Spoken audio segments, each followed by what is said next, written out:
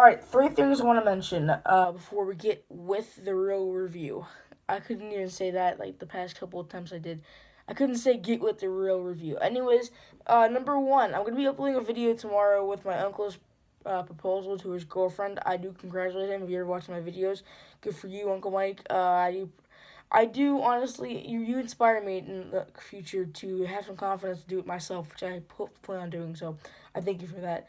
Second thing, I won't be uploading videos on the Xbox. I'm doing a lot of work on it right now, like not on the console itself.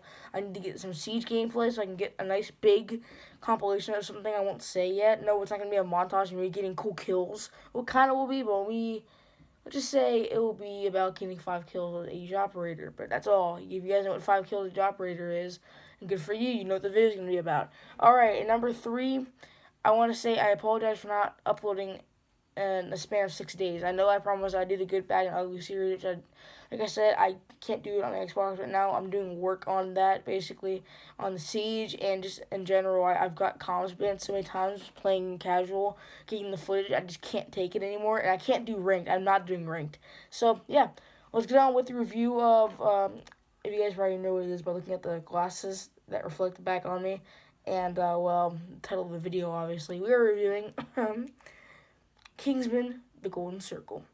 Take the glasses off. You guys should know, any video involving Kingsman will have these glasses on. And a little known fact, these are actually my glasses too. They're not like fakes. These are actually my real prescribed glasses. Look at these things.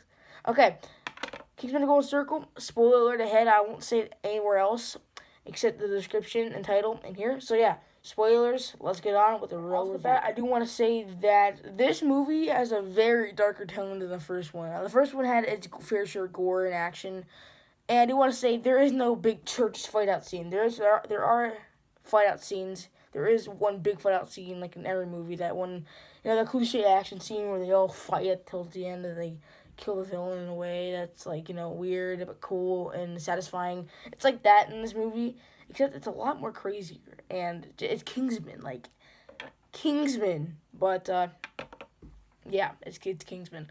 Now let's get into the Statesman. Now I do like the addition of them adding more of an American vibe to it. Now in the first one you thought, okay, it's just like James Bond basically, but this time it's a lot more funnier, action packed, and gory. It's like, okay, mixing all that stuff together with like the classic Double O Bond thing that everybody knows and loves. If you guys watch any 007 movie, like Daniel Craig for example, like Spectre, the last one just came out, you know what I'm talking about by like the serious tone. This one takes a break off that, and instead of doing like the serious tones, it mixes up the serious tones like a blender, just mixes them all up together to make Kingsman. Now, Kingsman 2, I walked into this theater, nobody was in there, okay? I saw this movie a lot later than I wanted to. I was planning on seeing it the first week, then the second I got pushed back, and then the third week after its release, I went to freaking Auditorium 12, the one in the way back that nobody ever goes to, and only two people were in this theater, two people. And one guy would not shut the hell up. But I'm not going to be rude, he might have a disability, but, I mean, good for him, he's going to see Kingsman, but yeah, moving on to the movie, not what I saw in the theater. It starts out pretty smooth. It has a familiar face that, even though I said spoilers, I won't say who it is, but he's from the first one that they explain towards the middle of the movie of how he's there and what happened to him. But there's this huge like car fight out scene, like Eggsy's going off in these cars. These cars just like going flying in, and there's machine guns, missiles going off and stuff like that. And it's like, okay, it's badass, already know that. And then at the end, he jumps to the sewers and goes to his girlfriend. If you guys remember the first one, that he gave a little thing to at the end. I don't want to say what, because, innuendo. But then they end up going to, I believe, if I remember correctly, they're getting ready to go to dinner, but it was his birthday, I believe. No, it was his friend's birthday, Brandon, that's what it was. And he talked about dog sitting his puppy JB from the first one, which is a pug, and JB stands for Justin Bieber.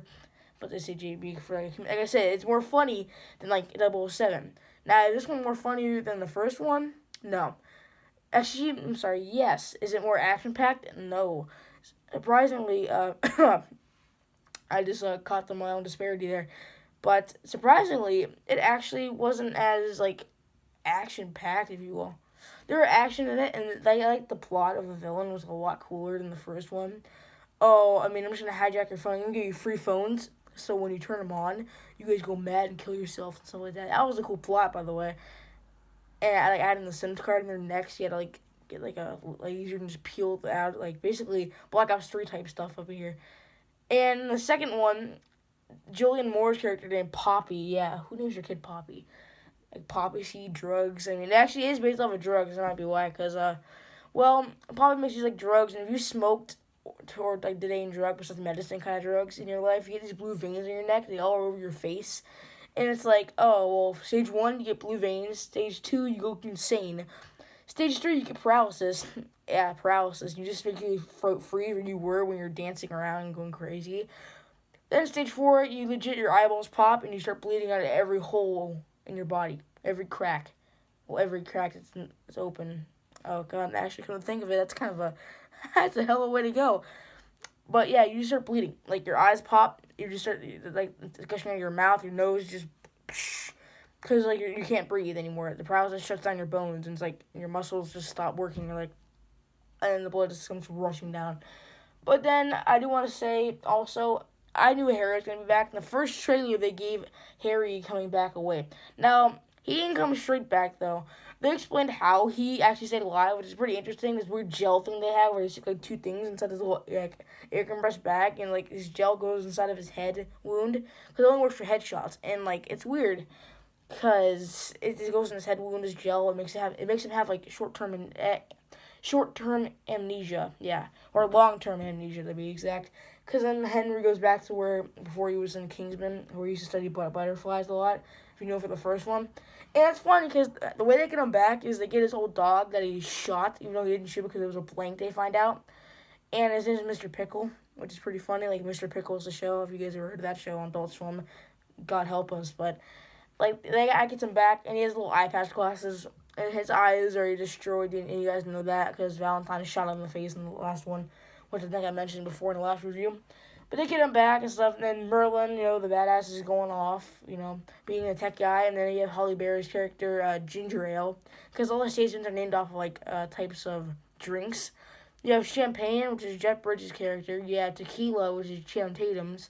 Then you have Whiskey, which is, I forget his name, the guy who plays Pablo Escobar in, Narcos, yeah, that guy. And everybody was good in this movie. The actors were good. I do want to say one of like the most craziest part that happened in the movie, in my opinion, was besides like a fight, like emotionally, out of nowhere. This is the most like intense scene that was emotional. There is an emotional scene I want to say later on that got me really sad because I did not know it was gonna happen. Like I had a feeling something was gonna happen bad in that scene. But anyways, back to what I was saying.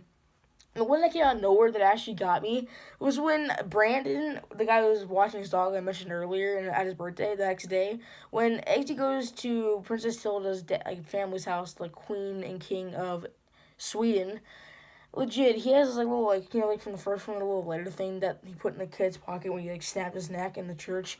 Hits one of those things and he unhooks it and it's beep and he's about to blow up and Eggsy's going from all calm because his glasses are like holographing it on like. You can see him through the glass. Like, imagine just, like, watching TV and these things. And, like, I can see him through this way. But you guys can't see him through this. Like, you always see my eyes. That's what it's supposed to be. That's what it'd be like. That's what it was like. And then he puts it down. And then this made me kind of sad, too, because JB died, the little puggy. And all of a sudden, missiles come from the sky. Bam! The whole house explodes. X's house is gone. Brandon's dead. Freaking JB's dead. And it's killing all the Kingsman stuff in, like, London and England. Everything's getting hit. Like, bam, bam, bam, bam. Julian Moore's character, Poppy's, like, dropping these bombs, like, North Korea will probably be doing to us. Like, it's everywhere. Just boom, boom, boom. Now, like I was saying earlier, the emotional scene that really actually kind of got me sad was, I hate saying this, but Merlin's death. Yes, Merlin dies in this movie, towards the end. He was obsessed with this, like, country song, I forget, in the beginning, because they're drinking whiskey, because they're, like, all, sad, and there were only 2 Kingsmen left, actually. Before they knew Henry was alive, there were only 2 Kingsmen left. Everybody was dead. Like I said, everyone got targeted out. Like 10 missiles were shot out. Bam, bam, bam. Everyone's dead. What are you gonna do now? Just drink to it. And he starts singing this song where it's like it's a country song because they're in Cambodia and the statesman got him to do this song, and he's singing it and he got his foot strapped on a mine, and they did a little free stuff that got Henry off the mine because Henry stepped on it. And when he jumped off, Merlin took his spot, and his foot was on an accident, and they couldn't move because they were out of the spray stuff, which is kind of cliche in a way. There's no Ex Machina to help him out, so like, nope, screw the spray. I'm dead, so you guys go in the opposite side bushes, pull out a gun, and I'll sing this sad song there. Everybody who watched the movie starts crying, and then I'll just die. That was what he was thinking. He was like, okay, uh, I'll just start singing. It was pretty impactful though, because I mean he killed a bunch of people, and he always wanted to be in the field, so he died like a hero in a way, which is pretty sad thinking about now, because Merlin did not deserve to die like that. Like he deserved to die like a hero and kill freaking Poppy. Speaking of Poppy's death. Yeah, she gets injected by heroin, legit, like she's straight heroin, and you might think, oh, she might die from like paralysis stuff. No, she's ODs, she ODs. But they get the code that's in these little antidote drones and everywhere for everybody dies from the same thing. Because I think a lot of people smoke. And for some reason, the president's a douche, and the president's like, oh, good, don't cure him. That means we'll get rid of all the drug people that smoke and do drugs. We'll all be dead. Ha ha ha. And he's like, oh, psych boy, you arrested now. Time to get a girl in charge of Hillary Clinton up in here. I wonder if they're predicting the future, possibly. And even Eggsy's girlfriend, Tilda, you might be thinking, oh god, the suspense, she's going to die any moment, but Eggsy can save her, right? And he does, obviously, because they get the antidote right in time when, like, her blue veins are about to freaking just make her nose have the worst bleed of her life, like a period. It's like, psh, a waterfall of blood is coming out of her nose. And yeah, the movie ends like that, and they're setting up a third one. The third one's going to be the last one. According to Matthew Vaughn on a newsletter, the third one is going to be the last one, which I'm kind of happy, because I want them to stick to just 3. A trilogy for Kingsman's good. Oh, by the way, before I do end this thing, I want to say there's one scene that made me kind of gag in a way. So this guy throws a guy into a meat blender, and Poppy, Julianne Moore's character, I keep saying Julianne Moore's character, but she makes a hamburger out of his own, like, meat, and then the guy eats it, and he's like, welcome to the Golden Circle. Good job. Let me just paint a huge thing on you. And later on, he dies. He gets shot up by these freaking 2 dogs. Also, by the way, Elton John's in the movie, guys. Elton John legit beat somebody with a piano. Yep. And the action scene in the movie, pretty good. It wasn't the best. I mean, it was kind of like played off, but best part of the movie, obviously, is the part where they try to recreate manners maketh the man. But they didn't realize, Henry's been in amnesia for so long. He's out of the fight. So he grabs, like, the thing with his umbrella, like, in the first one, but he misses. And the guy catches, like, oh, I think you screwed up here. So, yeah, Kingsman. If I missed something, I'm sorry. If I didn't miss a lot of things that you guys, like, if you guys saw the movie, watch this, and then notice I missed a lot of things to explain, tell me, please. I know there's a lot more I didn't get to in this 10-minute, 12-minute video. But, yeah, that'll be all. I do want to say that I'm uploading that proposal video tomorrow. I don't know if I mentioned that in the beginning. I'm not sure if I did. Come think about it. I'll be up in a couple days or tomorrow sometime. I'll put down in the description why I'm uploading it, because I wanted to see how much views it will get, and I just want to see the reaction to people's faces, and they find out that my family still is alive, and I didn't murder them in a gruesome fashion. Bye. Alright, see you guys later. By the way, I want to mention, I didn't give, total, verdict of the movie, and I want to say I give it a 7 out of 10, only for the reason of some short jokes, and it's not as good as the first one. Sequels can never be as good as the first one. Sometimes. Blade Runner, I've never seen Blade Runner 1, but I heard Blade Runner 2 is a great movie, so it interests me a bit, and next review should either be 47 Meters Down, or The Snowman. Yeah, I'm going to see The Snowman soon. Or whatever I can think of my twisted, demented mind. Alright, see you guys later. Peace.